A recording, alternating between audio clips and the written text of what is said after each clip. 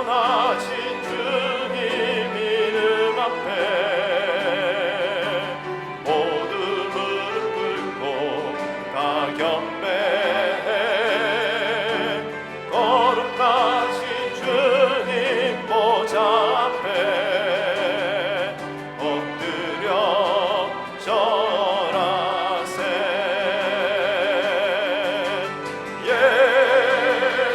예수는 그리스도,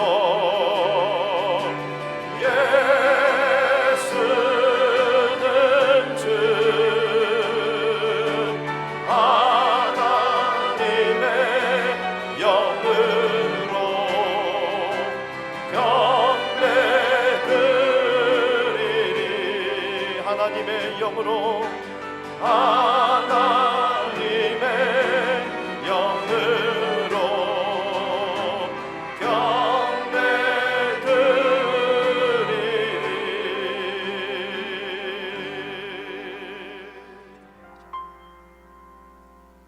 하나님 나 부르실 때에 내 어리석음 다 보셨지만 그 어리석음 멸시치 않고 지혜로 바꾸셨네. 하나님 나 부르실 때에 내 약함도 다 아셨지만 그 약함까지도 멸시치 않고 능력으로 바꾸셨네. 하나님 나 부르심은 오직 그리스도로 온전히 옷 입히려 하심이라. 하나님 나 부르심은 오직 그리스도로 온전히 옷 입히려 하심이라.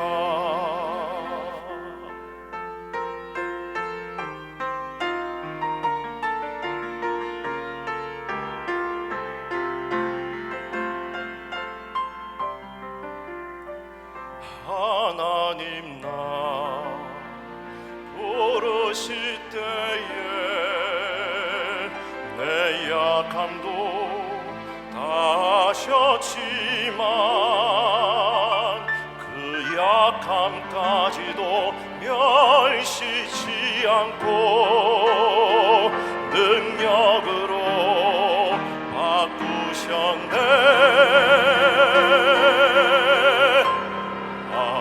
하나님 나 부르심은 오직 그리스도로 온전히 옷 입히려 하심이라. 하나님 나 부르심은 오직 그리스도로 온전히 옷 입히려 하심이라. 나의 연약함 강함으로 나의 부족함 완전함으로 나를 채워주시고 나를 부르시며 주의 강한 손 날 붙드시네.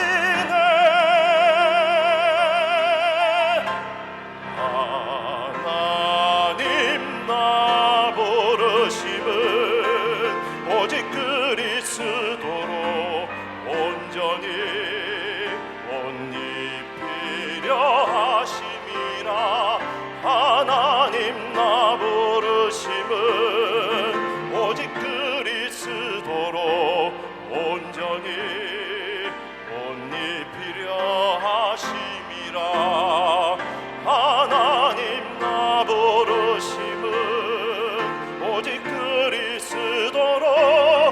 온전히 옷 입히려 하심이라. 하나님 나 부르심을 오직 그리스도로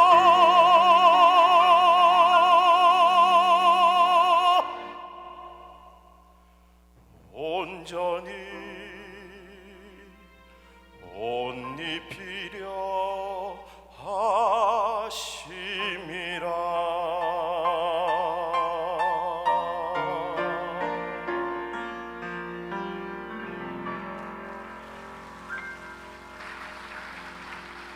너무나 귀한 찬양 감사합니다. 늘 찬양하실 때마다 전심을 다해 또 수준 높게 이렇게 찬양해 주신 김 목사님 감사드립니다. 우리 계속해서 월시카이서 찬양으로 영광을 주시겠습니다.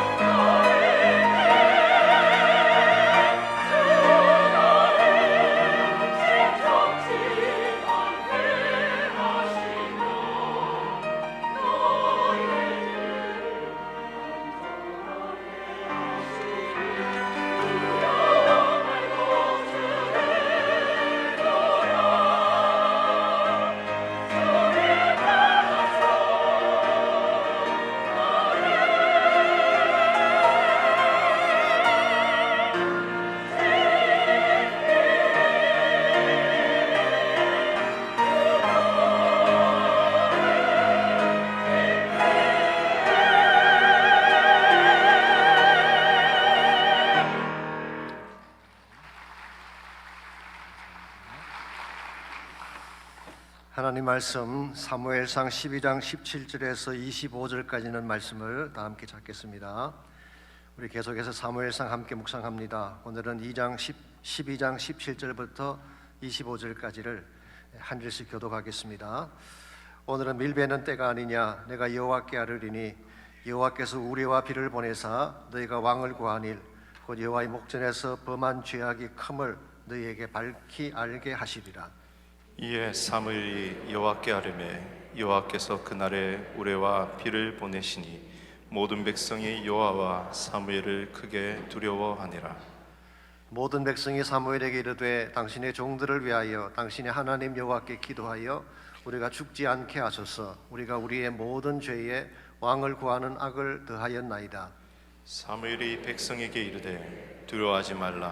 너희가 과연 이 모든 악을 행하였으나 여호와를 따르는 데에서 돌아서지 말고 오직 너희의 마음을 다하여 여호와를 섬기라.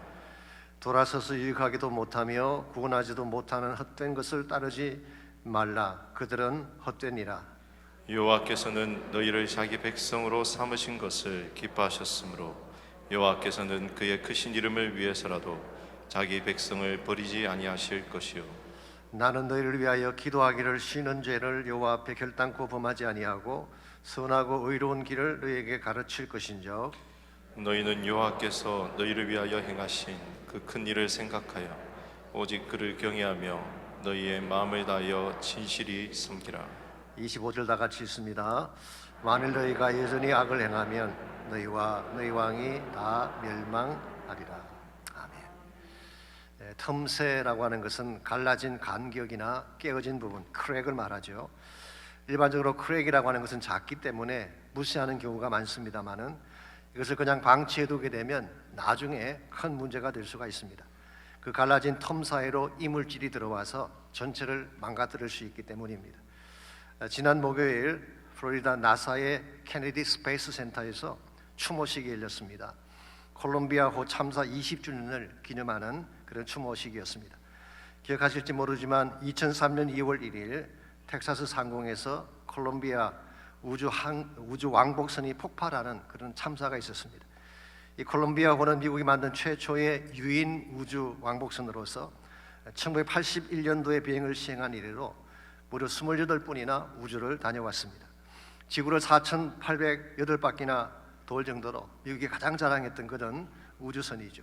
이번에도 7명의 크루를 태우고 모든 임무를 마치고 지구로 귀환하던 길인데 그만 대기권을 진압하던 중에 공중에서 그대로 폭발하고 만 것입니다. 우주 항공 역사상 가장 가슴 아픈 참사라고 부르고 있습니다만은 왜 이런 일이 벌어졌을까요? 우주선을 란칭할 때, 발사할 때 떨어져 나간 작은 파편 한 개가 왼쪽 날개를 치면서 생긴 작은 크랙 때문이라고 했습니다. 이 크랙의 크기가 6인치밖에 되지 않는다고 하니까 그 큰 우주선에 비하면 눈에 보이지 않을 정도로 작은 것이었죠. 당연히 괜찮을 줄 알고 16일간의 우주비행을 마치고 귀환을 했는데 대기권으로 진입할 때 그때 굉장히 열이 뜨겁습니다. 그때 생긴 불꽃이 그 작은 텀 사이로 들어가서 비행기 전체를 폭발하게 만든 것입니다. 이와 같이 작은 것이지만 생겨서는 안 될 곳에 틈새가 생기게 되면 큰 재앙을 불러올 수 있는 것입니다. 이것은 우주선에만 해당되는 것이 아니라 인간관계도 마찬가지입니다. 작게 보이는 틈새, 아무것도 아닌 것 같지만 그것을 방치해두게 되면 나중에 큰 문제를 이야기하든지 상처를 안겨줄 때가 있습니다. 언젠가 한국 방송에서 세계에서 제일 빨리 이혼한 커플에 대한 이야기가 소개된 적이 있습니다. 결혼하고 3분 만에 이혼한 케이스라고 합니다. 이것은 2019년 1월 달에 쿠웨이트에서 실제로 일어난 실화라고 합니다. 남자와 여자가 결혼식을 올리고 혼인신고를 하려고 법원에 갔습니다. 신고를 마치고 나오다가 신부가 발을 헛디뎌서 넘어졌어요. 이것을 본 남자가 You stupid, 멍청이라고 딱 한마디 했어요. 여기에 화가 난 여자가 법원으로 곧장 들어가서 결혼을 취소하고 남남이 되었다고 합니다. 걸린 시간이 딱 3분. 컵라면에 물 붓고 라면이 길 정도의 시간밖에 되지 않았어요. 이것이 역사상 가장 빨리 이혼한 기록이라고 합니다만은 왜 이런 일이 벌어졌나요?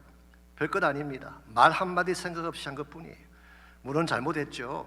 어디 감히 부인께서 넘어지셨는데 그걸 정직하게 표현하는 사람이 어디 있습니까? 그야말로 스피드한 행동이죠. 그래서 이것은 순전히 저의 개인적인 개성이긴 합니다만은 정말 남자가 했던 그 말 한마디 때문에 부인이 그 모든 관계를 끊었을까요? 아닐 가능성이 크다고 저는 봅니다.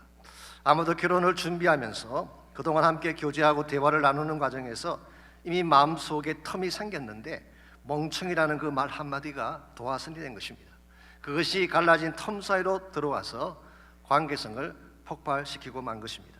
그러므로 작은 틈새라고 할지라도 이것을 방치해두게 되면 문제가 발생하는 것입니다. 인간관계가 잘 진행되기를 원한다면 작지만 그것을 사랑으로 잘 메꾸고 바른 자세로 잘 메꾸어서 함께 갈 길을 열어야지 인생 여정이 아름답고 밝게 되는 것입니다. 이와 같은 원리는 하나님과의 관계도 마찬가지입니다. 우린 가끔 별 생각 없이 하나님 앞에 나아가서 하나님 마음을 아프게 하는 죄를 범할 때가 있습니다. 설마 이 정도 죄 가지고 하나님께서 아파하실까? 누구나 다 짓는 죄인데 이 정도 가지고 하나님께서 사회를 틀게 하실까? 이런 마음을 가지고 작게 죄를 짓는데요, 우리는 그렇게 생각할지 모르지만 하나님은 그렇지 않을 때가 많습니다. 작은 죄일지라도 하나님 마음을 아프게 할 수가 있고, 이것이 우리도 모르는 사이에 하나님과 우리 사이에 간격을 만들 수가 있는 것입니다. 다른 건 몰라도 하나님과 우리 사이에 텀새가 생기면 안 됩니다. 하나님은 절대적인 주권자이시고 우리의 생명의 주인이신데 하나님과의 관계에서 틈새가 생기면 우리 인생의 모든 것이 다 무너지고 깨어지게 되는 것입니다. 관계성이 깨질 뿐만 아니라 우리 마음속의 평안도 깨어지게 되고 기쁨도 상실하게 되고 마치 가시밭길을 걷는 것처럼 힘겹게 인생길을 살아가게 되는 것입니다. 이런 의미에서 오늘 아침 여러분과 제가 물어야 될 가장 중요한 질문이 이것입니다. 과연 하나님과 나의 관계는 건강하고 견고한가라는 질문입니다. 혹시라도 언제부턴가 하나님과의 관계가 멀어지고 소원해져서 하나님 중심의 삶을 떠난 자가 계신다면 빨리 하나님께로 돌아와야 됩니다. 우리가 어떻게 하면 갈라진 영적인 틈새를 막고 하나님과 바른 관계를 계속해 나아갈 수 있을지 오늘 주신 이 본문을 중심으로 그것을 함께 나눠보려고 합니다.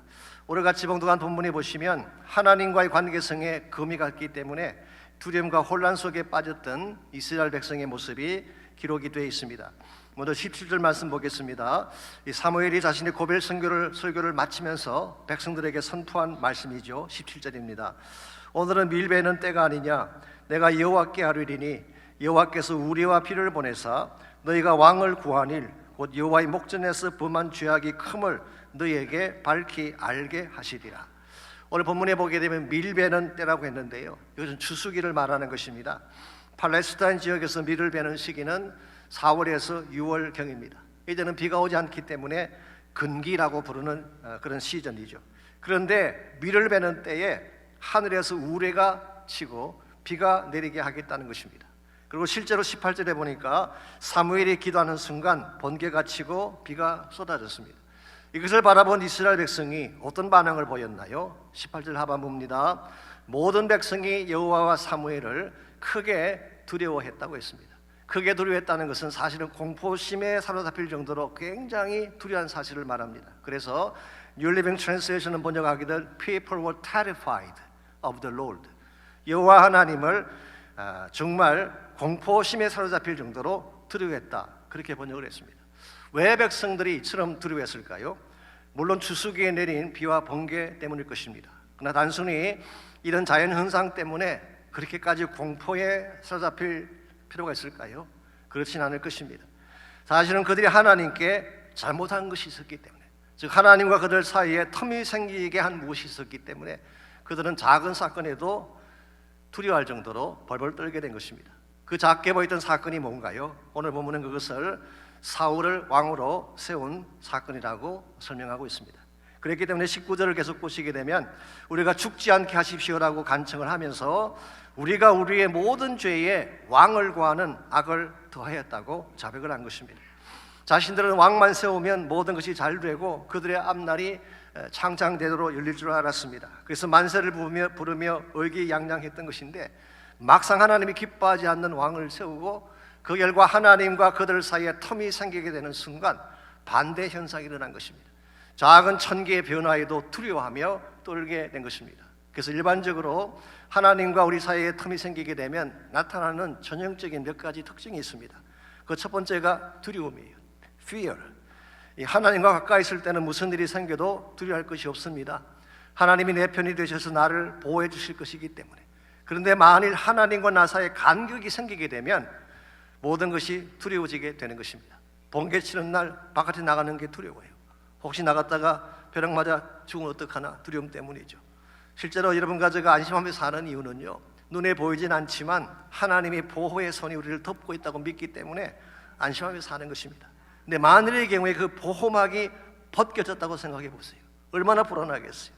차를 몰고 가다가 무슨 일을 당할지, 어떤 질병이 나를 찾아올지, 어떤 불행이 나를 덮어올지를 모르기 때문에 두려움과 공포 속에 살 수밖에 없는 것이죠. 그러므로 하나님과 관계가 깨어지게 되면 두려움이 찾아옵니다. 두 번째로 간격이 생기면 하나님이 멀게 여겨지는 remoteness, 하나님이 멀리 계신 것처럼 느껴지는 현상이 벌어집니다. 19절 말씀 다시 보겠습니다. 이스라엘 백성이 사무엘에게 기도를 요청할 때 뭐라고 했나요? 당신의 하나님 여호와께 기도하여라고 했습니다.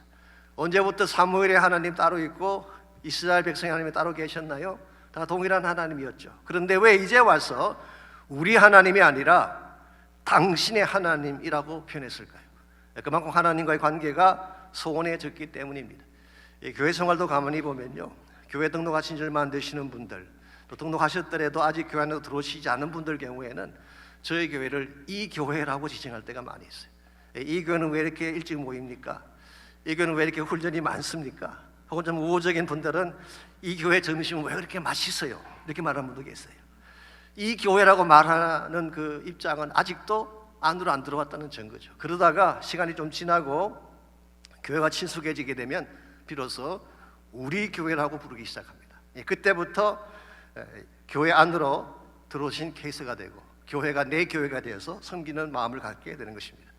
저는 가능하면 여기 오신 여러분 모두가 이 교회라고 말씀하지 마시고 이 BSBC를 우리 교회라고 부르시기를 축원합니다. 그래야 여러분의 마음이 더 평안하고 하나님의 사명을 잘 감당할 수 있기 때문에, 어쨌든 하나님과의 관계가 소원해지게 되면 하나님께 가까이 나아가지 못하고 멀찍이서서 바라보게 되는 것입니다. 세 번째로 하나님과 관계가 생기면 공허함에 빠지게 됩니다. emptiness. 이게 21절에 기록된 내용입니다. 물론 이 말씀은 이제 이스라엘 백성이 거기에 빠지지 말고 돌아오라고 부민하는 말씀이긴 하지만, 이스라엘 백성이 하나님을 떠나서 빠졌던 그 내용들을 소개할 때 그 대상을 이렇게 묘사하고 있습니다. 돌아서서 유익하게도 못하며 구원하지도 못하는 헛된 것을 따르지 말라라고 했어요. 여기 헛된 것이라는 표현이 나오는데요, 하나님 대신 우상을 따라가든지 사람을 따라갔는데 그것이 헛되었다는 것입니다. 이 헛된 것이라는 이 말이 히브리 말로 토후라고 하는 단어인데, 공교롭게도 창세기 1장 2절에서 똑같은 단어가 사용되어 있습니다. 창세기 1장 2절에 보시면은 땅이 혼돈하고 공허하였다는 표현이 나오죠. 이것은 창조가 일어나기 직전에 케아스 상태를 말하는 것입니다. 이 케아스라고 하는 말은 무질서하다 그런 뜻이죠. 이 케아스의 반대말이 뭘까요? 카즈모스, 코스모스라고 부르는 것. 이 카즈모스라고 하는 것은 질서라는 뜻입니다. 그래서 to make order, 질서를 만든다 그런 뜻을 가지고 있죠. 그래서 질서가 잘 잡힌 우주를 우리가 코스모스라고 부르는 것입니다. 이 무질서를 질서로 바꾸기 위해 여자분들이 사용하는 중요한 것이 있죠. 그걸 영어로 cosmetics라고 부릅니다. 화장품이라고 부르는 것이죠. 케아스를 카스모스로 바꾸는데 탁월한 능력까지 주신 분들이 자매님들이에요. 어떻게 그 짧은 시간 안에 무질서한 얼굴을 알아보지 못할 정도로 질서 있게 만드시는지, 이게 케아스를 카스모스로 만드는 과정이죠. 우리가 하나님을 떠나가는 순간 카스모스가 아니라 케아스로 변하는 것입니다. 모든 것이 다 혼란해지기 시작해요. 많은 것을 소유한 것 같은데 emptiness, 내 마음이 차지 않습니다. 그래서 항상 텅 빈 마음을 가지고 공허한 마음을 가지고 이곳저곳을 우왕좌왕하며 살아가는 현실이 바로 하나님과 관계가 멀어졌을 때 일어나는 현실입니다. 그러므로 여러분과 제가 하나님과의 관계를 잘 점검해야지 바른 신앙생활을 할 수가 있습니다. 우리는 인식하지 못했지만 어느 순간부터 하나님과 멀어지게 된다면, 그래서 하나님을 인식하지 못하게 된다면, 하나님과 깊이 교제하지 못한 채 형식적으로 신앙생활을 하게 된다면 우리도 모르는 사이 우리 인생 자체가 케아스에 처하게 되고 우리 인생이 겉돌게 되고 결국은 empty한 텅 빈 인생을 경험할 수밖에 없는 것입니다. 그러므로 오늘 여러분과 제가 반드시 물어야 될 질문, 하나님과 나의 관계는 건강한가라는 것입니다. 우리가 어떻게 하면, 혹시 그동안에 우리의 실수 때문에 간격이 생겼을지라도 어떻게 하면 다시 하나님과의 관계를 회복해서 건강한 영성으로 살아갈 수가 있을까요? 오늘 본문에 나타난 이스라엘 백성들의 케이스를 통해서 침체된 영성을 회복시키는 몇 가지 비결에 대해서 함께 정리하려고 합니다. 첫 번째로 갈라진 영적인 틈새를 가로막고 건강한 영성으로 나아가려면 본래적 위치로 돌아와야 됩니다. 본래적 위치로. 우리 모두가 가야 될 본래적 위치가 있어요. 그 본래적 위치로 돌아가야지 회복이 시작되는 것입니다. 일반적으로 실수를 하거나 잘못을 범하면 그것으로 모든 것이 끝난 줄 알지만 그렇지 않습니다. 실패한 그곳에서 우리가 돌아가야 될 본래적 위치가 있어요. 그 길로 돌아가야지 회복이 시작되는 것입니다. 성경 우리 모두가 돌아가야 될 본래적 위치를 하나님의 품이라고 소개하고 있습니다. 우리는 하나님으로부터 시작된 존재이고 또한 우리 인생 자체가 하나님께로 돌아가야지 회복과 치유가 시작이 되는 거예요. 그래서 20절 말씀 보시기 바랍니다. 사무엘은 하나님을 저버린 백성에게 뭐라고 권면을 하고 있는지 20절입니다. 사무엘이 백성에게 이르되 두려워하지 말라. 너희가 과연 이 모든 악을 행하였으나 여호와를 따르는 데에서 돌아서지 말고 오직 너희 마음을 다하여 여호와를 섬기라고 했습니다. 먼저 두려워하지 말라고 했죠. 그리고 말씀하기를 너희가 과연 이 모든 악을 행하였다고 했어요. 여러분, 사무엘은 그들이 죄가 없다 그렇게 말하고 있지 않습니다. 너희들이 완벽하다, 의롭다 그렇게 말하고 있지 않습니다. Okay, you made big mistakes. 너희들이 큰 실수한 건 내 알아. 그렇지만 두려워 말고 하나님을 떠나가면 안 된다라고 말하고 있습니다. 여러분, 죄를 지었다고 해서 멀리 도망가면 죄가 해결될까요? 아닙니다. 죄를 지었을지라도 하나님께로 돌아와야지 죄도 해결이 되고 새로운 관계가 시작되는 것입니다. 그래서 여호와를 따르는 데서 돌아서지 말고 오직 마음을 다하여 여호와를 섬기라. Do not turn away from the Lord. 여호와로부터 돌아서지 말고 but serve the Lord with your heart. 너희들의 마음을 다하여서 여호와를 섬기라고 말씀했습니다. 여러분이나 저나 실수를 많이 하죠. 잘못을 범하고 해서는 안 될 악을 행하기도 합니다. 그렇다고 해서 하나님을 떠나서 세상으로 나가게 되면 우리 죄의 문제는 절대 해결되지 않고 처리되지가 않습니다. 그래서 우리는 반드시 죄를 지었을 때에, 잘못을 범했을 때에 하나님께로 돌아가야 돼요. 일반적으로 회개를 강조할 때에 죄 지지 말라는 말씀 많이 하죠. 물론 그것이 필요하긴 합니다. 그러나 죄를 짓지만 않으면 참된 회개가 일어날까요? 아닙니다. 죄를 짓지 않은 후에 어디로 가야 할지를 반드시 말해줘야 돼요. 그렇지 않으면 똑같은 죄를 반복할 가능성이 많고 이 죄에서 다른 죄로 옮겨갈 가능성이 많습니다. 예를 들어서 도박하는 사람에게 도박하지 말라고 말씀을 했습니다. 자, 도박을 멈추었어요. 도박을 멈춘 자가 마약을 하게 된다면 이건 치욕이 일어난 게 아니에요. 도박을 멈춘 자가 진짜로 그 문제를 해결하려면 하나님께로 나가야 돼요. 주님께로 돌아가야지 온전한 회개가 일어나게 되는 것입니다. 그러므로 우리가 죄를 범했을 때에 죄 자체에 머물지 말고 죄를 가지고 스트럭을 행하기보다는 오히려 그 죄를 가지고 하나님께로 나가면 하나님이 고쳐주시고 치유해 주셔서 회복시켜 주시는 거예요. 저는 그 좋은 예가 누가복음 15장에 나오는 탕자의 케이스라고 생각합니다. 여러분 잘 아시는 그런 스토리죠. 한 분은 둘째 아들이 아버지를 찾아가서 아버지 가슴에 못을 박는 그런 말을 합니다. 아버지가 부지지 살아계시는데 자신의 유산을 달라고 했어요. 이거 자체가 불효죠. 그럼에도 재산을 주었더니 이 탕자가 어떻게 했습니까? 집을 나가버렸어요. 여러분, 이 순간부터 탕자의 불행이 시작된 것입니다. 그런 아버지를 떠나가는 것이 자유와 독립의 길이라고 생각했는지 모르지만 사실은 그 순간부터 인생의 케이오스가 시작된 것입니다. 첫 번째로 영적으로 케이오스에 빠지게 됐어요. 하나님을 떠나서 이방인과 섞여 사니까 영적인 정체성을 잃어버리고 케이오스에 빠지게 된 것입니다. 두 번째로 도덕적인 케이오스에 빠지게 됐어요. 돈은 많았습니다. 근데 돈 가지고 뭘 했을까요? 흥청망청 서면서 악한 일에 사용을 했습니다. 그러다 보니까 도덕적으로 그는 무질서에 빠지게 됐어요. 세 번째로 물질적으로도 그는 결과적으로 케이오스에 빠지게 됩니다. 물질이라고 하는 것이 항상 내 곁에 있는 거 아니잖아요. 가지고 있으면 다 쓰면 끝나는 것입니다. 결국 탕자 가지고 나왔던 재산이 얼마인지 모르지만 가진 돈 다 날려버리고 나니까 거지가 되었어요. 굶주리게 됐어요. 결국 그런 인간의 디그니티, 존엄성마저도 상실한 채 돼지 우리에서 돼지가 먹는 열매를 구하는 그런 위치에 처하지 않았습니까? 유대인들이 가장 경멸하는 동물이 돼지인데요, 탕자의 비유를 보십시오. 돼지 우리에 들어가서 돼지가 먹는 쥐암 열매를 얻어먹고자 했지만 그것마저도 먹지 못했다고 했어요. 이와 같이 모든 면에서 다 상실하고 케아스에 빠졌던 이 탕자가 살 길이 뭔가요? 살 길은 딱 하나밖에 없습니다. 부끄럽지만 면목은 없지만 다시 아버지 집으로 돌아가는 것입니다. 이 아버지 집이 탕자가 원래 있던 곳이고 다시 돌아가야 될 본래의 집이었어요. 이 탕자가 아버지의 집으로 돌아가는 순간 지금까지 케아스로 살던 그의 인생이 카즈머스로 질서 있는 인생으로 변하게 됩니다. 잃어버렸던 신분을 회복하게 되지 않습니까? 잃었던 내 아들을 찾았다고 말했어요.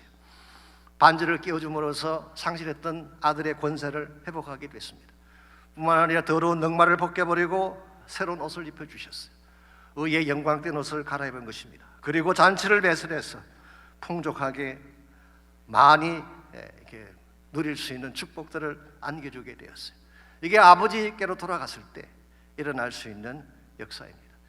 여러분이나 저는 항상 죄를 지을 수 있고 실수할 수 있고 잘못된 길로 갈 수가 있습니다. 중요한 것은 내가 잘못을 범했을 때 돌아갈 곳이 있는가라는 질문이에요. 놀랍게도 오늘 많은 사람들이, 특별히 세상에 살고 있는 많은 사람들 중에는 죄를 짓고 실패했을 때 돌아갈 곳을 갖지 못한 분들이 많이 계세요. 그래서 결국은 절망하게 되고 좌절하게 되고 잘못된 선택을 하는 경우를 볼 수가 있습니다. 돌아갈 곳이 없는 사람을 우리는 영적 고아라고 부릅니다. 그것만큼 아픈 일은 실이 없어요. 2012년도에 위트니 휴스턴이라고 하는 유명한 가수가 자살하는 그런 사건이 있었습니다. 아시죠? 위트니 휴스턴, 아시는 분은 아실 거예요. 이분이 1990년대 미국의 그 팝 가수를 대표했던 가수요 배우였습니다. 제가 자료를 봤더니 그분이 가지던 앨범이 8,600만 카피가 팔렸대요.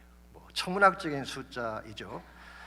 엄청난 돈을 벌고 명예를 가졌던 그런 분인데 이분이 2012년도에 목욕탕에서 시신으로 발견이 됐습니다. 엄청난 양의 코케인이 그녀 몸에서 발견됐다고 합니다. 그랬는데 3년 뒤에 그의 딸인 바비 크리스티나가 수많은 마약을 복용한 채 똑같은 모습으로 발견이 됐어요. 마약을 복용하고 목욕탕에서 죽은 모습으로 발견이 된 것입니다. 자, 왜 그랬을까요? 문제가 많아서, 인생의 아픔이 많아서.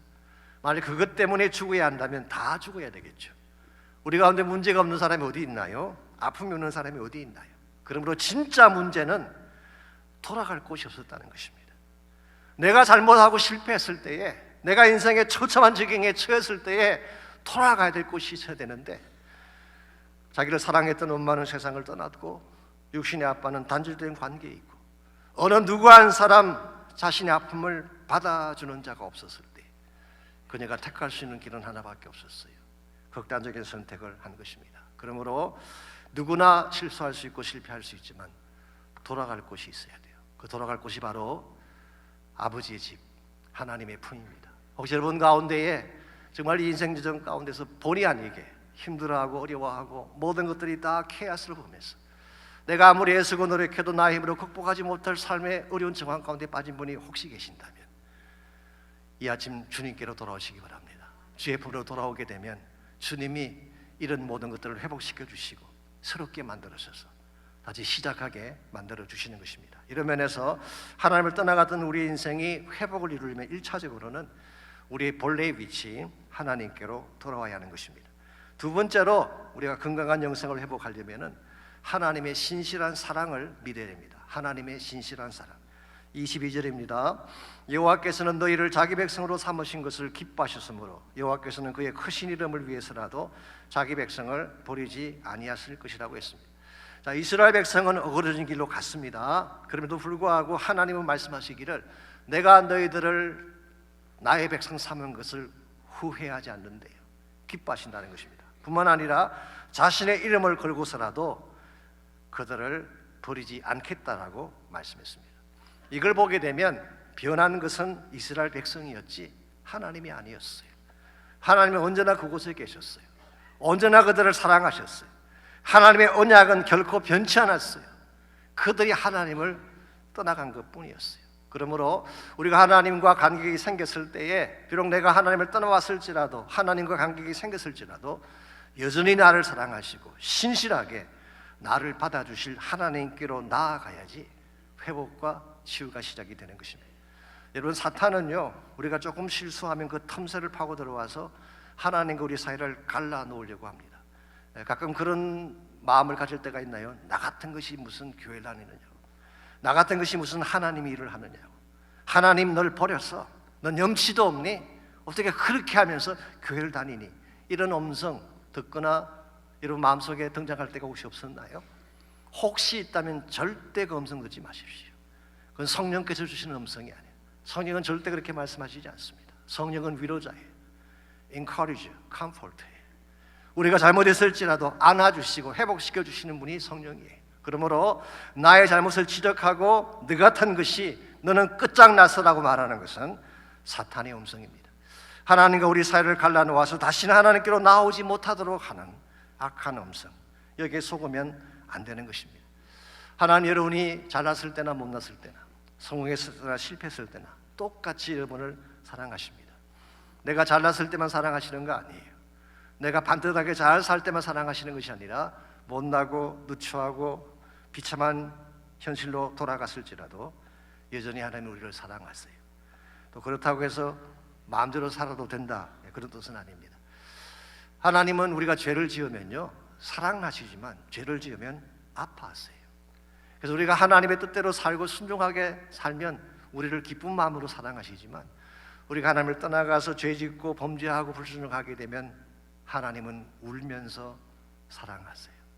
사랑에는 변함이 없어요. 사랑에는 변함이 없어요. 그 좋은 예가 호세아서에 나타나 있습니다. 호세아서라는 이 성경은 그 호세아 선지자 자신의 그 결혼 생활을 케이스로 해서 이스라엘 백성의 죄를 지적하는 그런 말씀을 담고 있죠. 여러분 아시는 대로 이스라엘 백성이 얼마나 반복적으로 하나님을 떠나갔습니까? 하나님 마음을 상하게 했던 그런 백성인데, 하나님 호세아를 부르셔서 그의 결혼 생활을 통하여 하나님의 변함없는 사랑을 소개하기를 원하셨습니다. 그래서 호세아서 1장에 보게 되면 하나님께서 호세아를 부른 후에 고멜이라는 자를 아내로 맞이하라고 명령하셨어요. 이 고멜은 원래 창기였습니다. 우리말 성경에는 음란한 여자 그렇게 번역을 했지만 많은 영어 성경들은 harlot 혹은 prostitute라고 번역을 했습니다. 이 창기인 여자를 자기 부인으로 데려오래요. 호세아가 그 말씀에 순종해서 고멜과 결혼을 했죠. 자, 그랬으면 이제는 정숙한 모습으로 살아가야 되는데 고멜이 또 집을 나가서 다른 남자를 만나게 됩니다. 자, 그랬다면 이제는 어떻게 해야 될까요? 버리는 게 마땅하지 않습니까? 일반 사회 규범이나 인간적인 기준으로 보더라도 이와 같은 여자는 버리는 것이 마땅한데 3장에 가보시게 되면 하나님께서 이렇게 말씀하십니다. 타인의 사랑을 받아 음부가 된 그 여자를 또 사랑하라고 말씀하셨어요. 이 말씀을 듣고 호세아가 값을 지불하고 고멜을 다시 집으로 데려오는 내용이 호세아서에 기록이 되어 있습니다. 이것은 파격적인 사랑을 말하는 것입니다. 인간이 감히 흉내낼 수 없는 사랑이죠. 얄팍한 계산으로 사랑을 외치는 사람들을 향해 You shut up, 정말 사랑을 말하려면 이 정도는 해야 돼 라고 말씀하신 것 같습니다. 바로 이와 같은 것이 하나님이 이스라엘 백성을 향한 사랑이었다는 것입니다. 그래서 호세아 6장 1절에서 3절까지를 보면 다음과 같은 말씀이 기록되어 있습니다. 먼저 1절과 2절입니다. 오라 우리가 여호와께로 돌아가자. 여호와께서 우리를 찌르셨으나 도로 낫게 하실 것이요 우리를 치셨으나 싸매어 주실 것입니다. 여호와께서 이틀 후에 우리를 살리시며 셋째 날에 우리를 일으키시리니 우리가 그의 앞에서 살리라라고 했어요. 쉽게 말하면 치유와 회복에 초청을 적은 것입니다. 그런데 이와 같이 이스라엘 백성을 치유로 초청한 근거가 있습니다. 그 근거가 3절에 소개가 되어 있어요. 3절입니다. 그러므로 우리가 여호와를 알자. 힘써 여호와를 알자. 그의 나타나심은 새벽빛같이 어김이 없나니 비와 같이 땅을 적시는 늦은 비와 같이 우리에게 임하시리라. 여기 하나님의 변치 않는 신실한 사랑을 소개하고 있습니다. 그들이 아무리 죄를 범했을지라도 수십 번 하나님을 떠나갔을지라도 다시 오라고 초청할 수 있는 베이시스가 뭐냐? 너희들이 어디까지 갔을지라도 내 사랑은 변치 않았다고 하는 하나님 사랑의 신실성이 그 근거가 된 것입니다. 그래서 오늘 본문은 새벽빛같이 의미 없다는 표현을 썼어요. 새벽빛같이. 여러분 아무리 밤이 깊어도 새벽이 되면 반드시 태양빛이 찾아오지 않습니까? 혹시 이걸 의심하는 분이 계신가요? 어젯밤 주무시면서 과연 내일 새벽에 태양이 뜰까 의심하며 주무신 분이 혹시 계신가요? 한 분도 안 계실 것입니다. 반드시 태양은 뜨는 거예요. 하나님 사랑이 이와 같은 것입니다. 정말 새벽별같이 어김없이 반드시 새벽이 찾아오는 것처럼 하나님의 사랑도 동일하다. 너희들이 어디까지 내려갔을지라도 동일하게 그들을 사랑하심을 말씀해 주신 것입니다. 그러므로 오늘 여러분과 저의 삶 가운데 혹시라도 하나님 앞에 죄를 범했든지 하나님을 떠나갔던 분이 혹시 계신다면 나 같은 자가 무슨 자격으로 하나님 뵐 수 있을까라는 자격심에 빠지지 마십시오. 하나님은 여러분이 어디까지 갔을지라도 still 사랑하고 계십니다. 이것이 바로 십자가를 주신 이유이죠. 여러분, 십자가는 눈물입니다. 십자가는 고통이고 아픔이죠. 그런 아파하면서도 우시면서도 우리를 사랑하시는 하나님을 가장 잘 보여준 사건이 바로 십자가 사건이었어요. 하나님은 지금도 여러분을 기다리고 계시고 초청하고 계십니다. 여러분이 주께로 돌아가기만 하면 내가 어떤 죄를 지었을지라도 치유해 주시고 회복해 주시는 하나님, 이 하나님 꼭 만나시기를 바랍니다. 마지막 세 번째로 우리가 갈라진 영적 틈새를 막고 건강한 영성을 회복하려면 영적인 재충전을 받아야 됩니다. 우리가 본래 위치인 하나님께 돌아가는 것 참 중요하죠. 그리고 그분의 신실한 사랑을 믿는 것도 중요한데요. 그러나 이와 같은 회복이 하루아침에 갑자기 다 이루어질까요? 그렇진 않습니다. It takes time. 시간이 많이 필요해요. 내가 주께로 돌아왔지만 내가 정말 하나님과의 깊은 관계 속으로 다시 들어가려면 많은 시간이 필요해요. 시간만 필요한 것이 아니라 우리가 계속 성장해서 거룩하게 되어져 가야 될 어떠한 원천이 필요한 것입니다. 채널이 필요한 것입니다. 그게 뭘까요? 오늘 보면 23절을 보시게 되면요, 이와 같이 이스라엘 백성이 다시 하나님께로 돌아가서 하나님을 잘 섬기는 백성이 되게 하기 위하여 사무엘이 준비했던 두 가지 사역이 23절에 소개가 되어 있습니다. 이게 바로 영적으로 우리를 새롭게 만드는 두 가지 채널이라고 부를 수가 있겠죠. 자, 23절입니다. 나는 너희를 위하여 기도하기를 쉬는 죄를 여호와 앞에 결단코 범하지 아니하고 선하고 의로운 길을 너에게 가르칠 것이라고 했어요. 여기서 사무엘은 첫 번째로 기도하겠다라고 말하고 있습니다. 그것도 쉬지 않고 기도하겠다는 거예요. 특이할 사실이 있죠. 사무엘은 기도 쉬는 것을 죄라고 인식하고 있습니다. 참 이게 놀라운 것입니다. 솔직히 우리는 기도 안 하는 것이 당연하고 어쩌다 한번 기도 자리에 나가면 그걸 가문의 영광으로 삼는 경향이 있잖아. 진짜로 중요한 결단한 것처럼 생각하는데요, 사무엘은 뭐라고 했나요? 기도를 쉬는 것을 죄라고 인식하고 있습니다. 이게 대단한 영성이 아닐 수가 없죠. 실제로 사무엘은 평생 이스라엘을 위해서 기도했습니다. 이 사무엘의 기도가 있었기 때문에 사울 왕이 실수하기도 하고 불순종했음에도 불구하고 이스라엘이 망하지 않고 지켜지게 된 것입니다. 오늘날도 저는 마찬가지라고 생각합니다. 기도 없이 어떻게 생기를 가질 수 있겠어요? 기도 없이 어떻게 영적으로 부흥할 수가 있겠어요? 교회의 부흥, 또 새로운 브레이크트로 그냥 오지 않습니다. 기도할 때 일어나는 거예요. 자, 기도가 첫 번째 요소인데 두 번째로 말씀입니다. 선하고 의로운 길을 너에게 가르칠 것인 적 했죠. 선하고 의로운 길이 뭘까요? 말씀의 길을 의미하는 것입니다. 그러므로 하나님의 말씀이 우리 영성을 강하게 하고 우리 삶을 성장하게 만드는 것입니다. 그러므로 개인이건 교회이건 영적으로 재충전을 받고 참된 변화와 능력을 경험하려면 말씀과 기도 두 가지가 다 필요합니다. 이렇게 말씀드리면 제가 스스로 자화자찬하는 것 같아서 좀 미안하긴 합니다만은 제가 저희 교회에 대해서 한 가지 감사하는 것이 있습니다. 그것이 뭐냐고 하면 말씀과 기도 이 둘이 함께 간다는 사실이에요. 아직 좀 원래 저희 교단은 굉장히 보수적인 말씀 중심의 교단입니다. 교회당을 건축할 때 교육관을 먼저 짓고 그 다음에 여유가 있으면 예배당을 짓는다고 할 정도로 말씀을 강조하는 그런 교단이죠. 그래서 미국 내에서 아직도 하나님 말씀이 1.1획도 틀림이 없다고 하는 이 성경의 inerrancy, 성경의 무성을 믿는 몇 안 되는 교단 중에 하나가 저희 교회가 소속되어 있는 교단입니다. 제가 요즘 들으니까 청년부에서 예배 시간에 성경 봉독 시간이 다 일어나서 말씀 받는다는 이야기를 들었는데 참 기특하더라고요. 가끔 보게 되면 본문을 제대로 읽지도 않고 본문에 대한 철저한 강의도 없이 그냥 설교하는 분도 계시는데 하나님 말씀을 경외해서 일어선다고 하는 것은 굉장히 중요한 자세이죠. 이게 말씀을 존중해 여기는 자세. 그러므로 이 하나님 말씀을 존중해 여기고 하나님 말씀을 철저히 가르치는 것은 굉장히 중요한 일입니다. 그런데요, 만일의 경우에 말씀만 가르치고 기도가 없다면 어떻게 될까요? 그러면 드라이한 율법주의에 빠질 가능성이 굉장히 많습니다. 머리만 커지고 가슴은 식어버린 크리스찬, 이건 결코 하나님께서 원하시는 크리스찬 모습이 아니죠. 성경에 대한 지식만 많고 이 마음속에 성령의 감동이 없는 사람은요, 지식을 자랑하고 때로는 정죄하고 비판하는 데 지식을 사용하기 때문에 우리 많은 사람들에게 상처를 안겨주는 경우가 더 많습니다. 그러므로 말씀도 중요하지만 기도가 같이 가야 돼요. 그래서 기도하는 중에 성령을 체험하고, 기도하는 중에 계시의 말씀을 깨닫고, 기도하는 중에 자신의 죄를 자복하고, 기도하는 중에 하나님의 은혜를 깨닫고 그 보좌 앞에 엎드리기 시작할 때 하나님이 축복하시는 건강한 크리스찬, 영성이 건강한 크리스찬이 되는 것입니다. 자, 오늘 이 시대에 많은 사람들이 교회를 다니고 있긴 합니다만은 영적으로 메말라 있는 분들이 생각보다 많습니다. 타성에 젖어 습관적으로 교회를 다니다 보니까 하나님과 나의 관계에 금이 갔음에도 불구하고 깨닫지 못한 채 관습적으로 교회를 다니는 분들이 많이 있습니다. 하나님과의 관계에 금이 가게 되면 모든 것이 다 깨어지게 돼 있어요. 내 마음속에 평화도 깨어지고 기쁨도 깨어지게 되고, 하나님과의 관계가 깨어지게 되면 기도도 나오지 않습니다. 말씀을 들어도 감격이 없습니다. 영적인 타성에 젖게 되면 이런 현상이 벌어지는 것입니다. 이와 같이 내 마음이 영적으로 말라지게 되면 여러분과 저는 하나님이 기뻐하는 건강한 인생을 결코 살아갈 수가 없습니다. 그러므로 반드시 다시 하나님께로 돌아가서 우리 영성을 회복해야 돼요.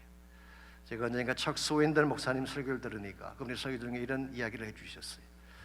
오래전 영국에 로버트 라빈슨이라고 하는 목사님이 계셨습니다. 이분은 23살에 목사 안수를 받고 그 조지 윗필드라고 있죠. 이 존 웨슬리와 함께 부흥운동을 일으켰던 이 조지 윗필드를 따라다니면서 많은 사역을 하고 많은 그 열매를 남긴 그런 일을 했습니다. 그런데 너무 일만 계속하던 중에 번아웃에 빠진 것입니다. 여러분, 일이 참 좋긴 한데요, 이 사역자도 마찬가지고 또 열심히 일하는 분들도 마찬가지인데 타스크 중심으로 살게 되면요, 일만 계속하게 되면 언젠가는 번아웃에 빠지게 돼 있어요. 우리가 사역을 한다고 하는 것은 에너지를 쏟아내는 거잖아요.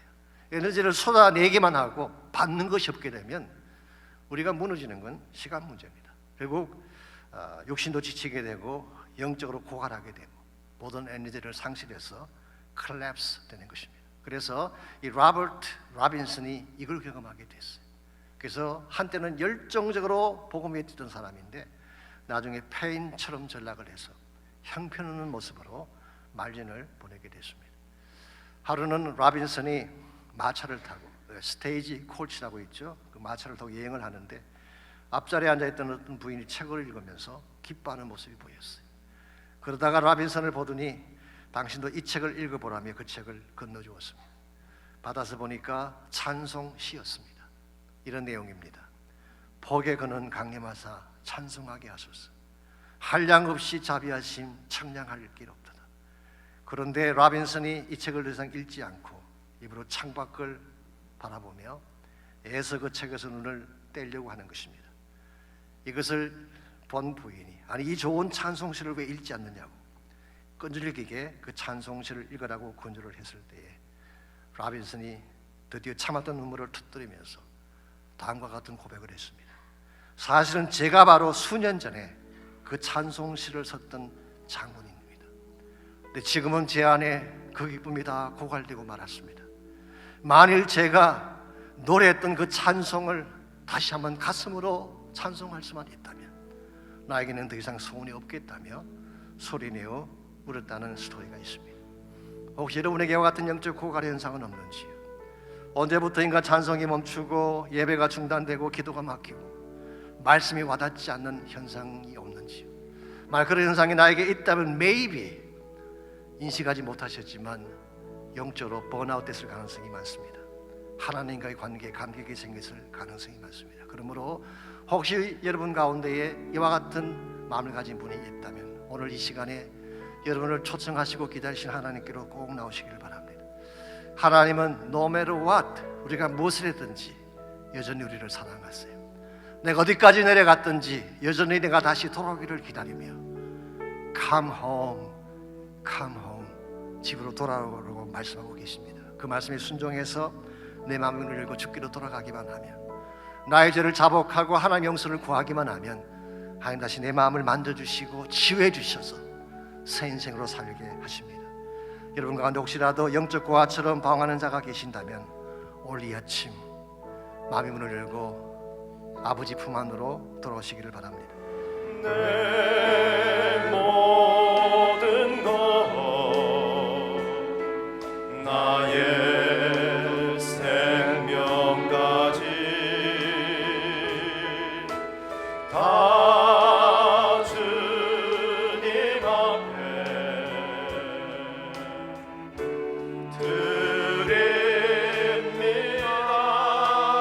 드립니다. 주 임재 안에서 이제 내 영혼 자유에 내가 주의 거룩한 이름을 높이며 예배하리. 어린 양 찬양하리. 내 평생 그 하나로 충분해요. 어린 양 찬양하리. 내가 주의 임재 안에서 우리 다 일어나셔서 함께 찬양합니다. 내 모든 것 나의 생명까지 다 주님 앞에